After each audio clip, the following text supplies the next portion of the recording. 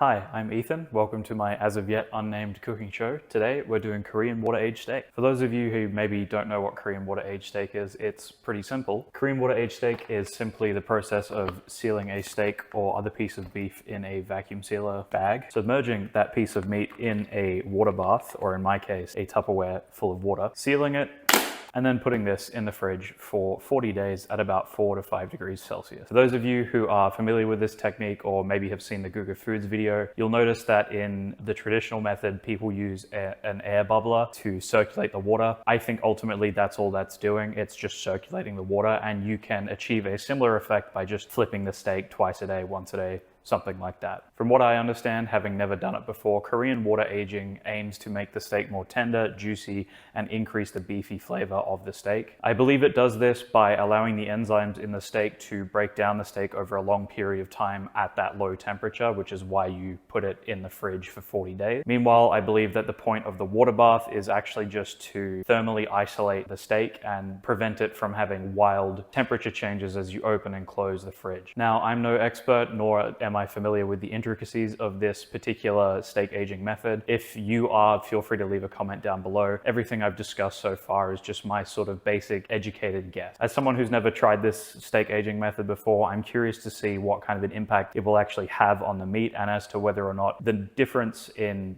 texture, tenderness, beefiness is actually all that noticeable. To pair with the steak, I'm also going to make a cowboy butter, something I've never done before as well, but I'm curious to try out and just see how it goes. Here are the ingredients that you're going to need. So the first ingredient you're going to need for steaks and cowboy butter is obviously steaks, but we'll get to those in just a second. For now, the ingredients that you're going to need for the cowboy butter are 1 stick of butter, this is 250 grams, the juice and zest of half of the lemon. This is a pretty big one, so I may end up doing just a third of the lemon. In terms of dry seasonings, what I've gotten here is about a teaspoon of red chili flakes, a teaspoon of cayenne pepper, a tablespoon of paprika, a tablespoon of black pepper, and a tablespoon of dried thyme. You can use fresh thyme if you want, but I don't think it'll make too much of a difference. And then over here, I have a diced shallot, about a tablespoon or 4 cloves of diced garlic, a tablespoon of chives, and about 2 tablespoons of parsley. Hi, this is editing phase Ethan, just stepping in real quick to let you know that I actually made the cowboy butter incorrectly in this video. You're supposed to add Dijon mustard to the cowboy butter, and I completely forgot to. So I'm just going to quickly remake it and test it again, and I'll put a little section at the end of the video to show me doing that. I'm also going to include this remake of the cowboy butter in a second video where I'm going to be explaining my method for cooking steak in a pan, or just cooking steak in general, so look out for that. And now for the most important part, the steaks. I have 3 steaks here tonight. I'm seasoning these 24 hours before I'm actually going to cook them tomorrow. And when I do cook them tomorrow, I will be having 2 people alongside me to do a blind taste test of them. Now, for my 3 steaks, I have this beautiful looking Scotch fillet. I think this is just an Angus. It's just really well marbled, and it actually doesn't have anything to do with the test. It's about 600 grams. We just got it because we wanted it. The second steak I have is this. This is a Scotch fillet as well. The thing that I did with this steak is I vacuum sealed it and I froze it. So this is, in a way, our control steak. This is what it looks like. Now, our next steak is the Korean water aged steak. And what I simply did for this one was, if you've seen the Guga video, the Korean water aging method requires you to vacuum seal the steak, put it in a water bath with bubbles flowing through it at 4 degrees for about 50 days. Now, I've done this the lazy way, in that I have vacuum sealed the steak and put it in a Tupperware full of water with no bubblers at 5 degrees, and I just left it in there for 40 days, flipping it once a day. I don't think that the bubbler is going to make too much of a difference. I think what might have made a difference is the temperature, but I don't think that 1 degree Celsius is going to make too much of a difference either way.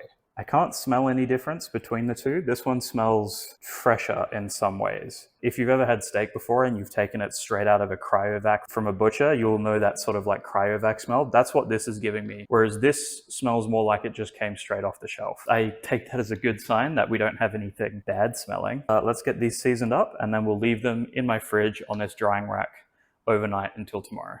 So I'm going to be going super simple with my seasoning tonight. I'm just going to be using Diamond Crystal kosher salt. Any type of salt will really do, just so long as you get like a decent coat on every side. I realized I forgot to do a close-up of the Korean water-aged steak. I'm hoping this is well in frame. All we're really aiming for here is a nice, simple layer of kosher salt on both sides of the steaks.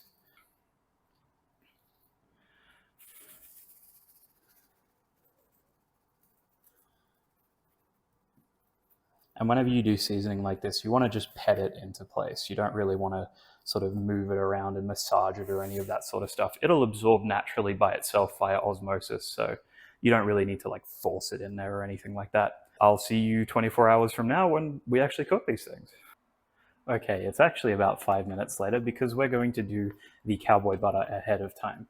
I have my pot over a low to medium heat, and I'm just doing this so that I don't burn this stick of butter that I'm going to just gently melt down. And now what we're going to do is the butter is just beginning to come up to a nice gentle simmer, and so we're going to add in our fresh ingredients. That is the garlic, lemon zest, shallots, parsley, and chives, and we're just going to let those simmer in the butter for, I don't know, about 5-10 minutes. We'll also add in our half lemon juice while we're at it. And yeah, we'll just stir this over a low to medium heat for about 5 minutes. Been simmering for a few minutes now. I think it's going to need a little bit longer. We're just trying to reduce the water content that's in the butter right now. But I'm noticing that the lemony flavor is significantly overpowering. And while that might be the point of the butter, I want a little bit more garlic. So I'm just going to add in about a teaspoon of minced garlic. This is just out of a jar, it's not fresh. But hopefully that will bring me a little bit closer to sort of the flavor and smell that I'm aiming for. It's a couple minutes later and the butter has stopped foaming, even though it's still boiling, which means some water is coming off. I'm going to take this as a good time to add in the dry ingredients. So I've got my cayenne pepper, my thyme, my black pepper, my paprika, and my chili flakes. And I'm just going to put those in and we'll just stir these around and let them mingle and cook in for, I don't know, maybe another couple to 5 minutes. Hello again. It is 24 hours later and this is what our steaks are looking like. We have some stuff to talk about. So after we took these steaks out of the fridge, they had turned a nice dark red color. Now, when they come out of the fridge, I expect them to be this dark red color. You can even see that the one that we got cut fresh off the bone is a little bit darker as well. What I did not expect is that when I took the steaks out of the fridge a couple hours ahead of time to let them come up to temperature, that the Korean water-aged steak would turn gray. Now, this doesn't happen in Guga's video, but what does happen is he notes that there's a bit of a sour smell. My steak had that, but I decided that because it was looking kind of gnarly, I wanted to err on the side of caution and not giving my friends botulism.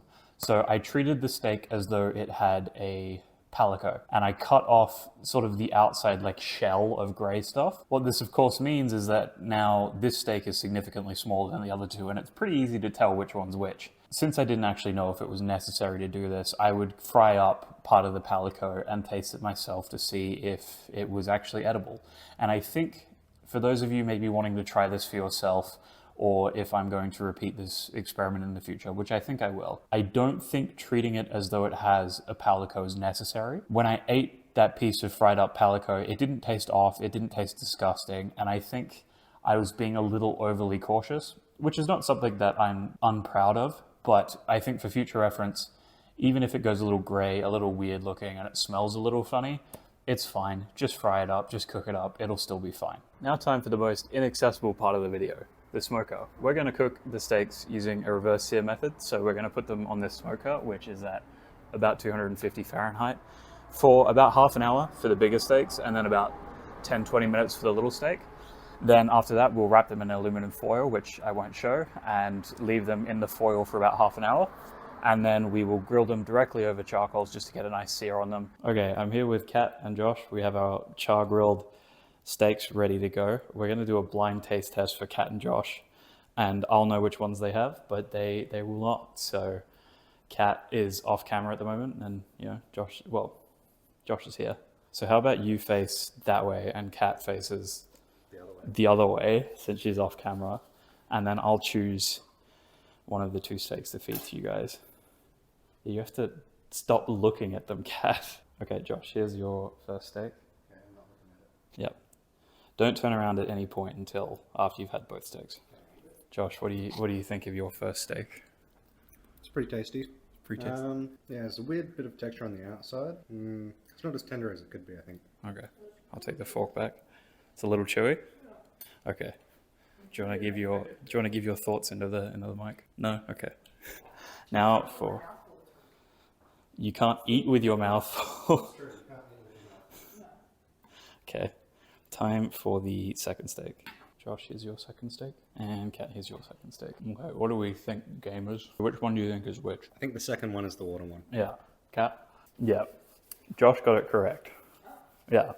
So the second one that I gave you was the Korean water age one. Do you want to come try them again now that you've had both of them? See, the thing is that I can actually see that the Korean water age one is more tender. Like the first one less. Okay. So you were able to notice that it was the second one that was the Korean water age one, but you like the first one more? See, I think that the second one is actually more tender. And I would say rather than bitter, it's a little more sour. What do you think, Kat? You prefer the second one?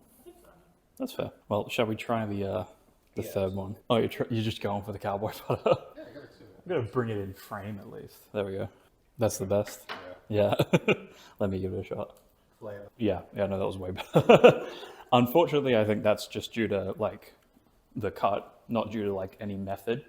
I think it may bear fruit to repeat the experiment, but with a better cut of meat. Now to try the cowboy butter. Whoop. That's interesting, but I don't know that I'm a fan. Yeah, like it's new, but it's not great. I'd rather have like a garlic butter or something. What do you think of the cowboy butter? Too herby. That's fair. Hi, it's 24 hours later. I haven't actually reviewed any of the footage yet, but I imagine that the taste tests and the results of our experiment probably weren't quite what you were expecting. So let's talk about them. First of all, the cowboy butter, not to my liking. I think a simple garlic butter or even just butter by itself is better. But for the more important question, did the Korean water aging method actually do anything to the steaks? The short answer is yes. However, I think I made a mistake in cutting off that outside pseudo-palico thing that I was talking about earlier.